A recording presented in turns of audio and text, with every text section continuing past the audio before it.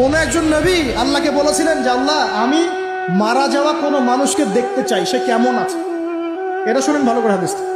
মারা যাওয়া কোনো মানুষকে আমি দেখতে চাই, সে কেমন আছে। আল্লাহ পাক সেই নবীর আরজি কবুল করলেন, বললেন আচ্ছা ঠিক আছে দেখাচ্ছি। কবরের সামনে গিয়ে দাঁড়ালেন। 1000 বা 2000 বছর আগের কোনো ব্যক্তি যে মারা গেছে তাকে কবর থেকে চিন্তা করো, নবী দেখছেন এবং সে ভয় থরথর করে কাঁপছে, এখনো ভয় থরথর করে কাঁপছে। নবীজি আমাদের নবী নন, অন্য কোনো নবী।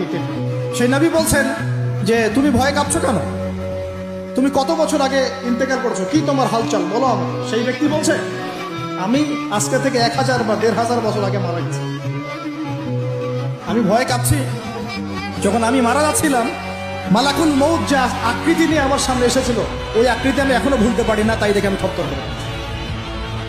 তিনি বলছেন যে আমি 1500 বছর হয়ে গেছে আমার মউতের, কিন্তু আমার দেহ থেকে এখন পর্যন্ত রূহ কবজ করার যে কষ্ট, এই কষ্ট এখনো যায় না। আর এইসব দুর্নীতি করে আর অন্যায় করে মানুষের সম্পদ আত্মসাৎ করে অন্যের উপর অত্যাচার করে আমি ভাবছি যে আমরা কালকে আমাদের মাঠে পার হয়ে যাবো।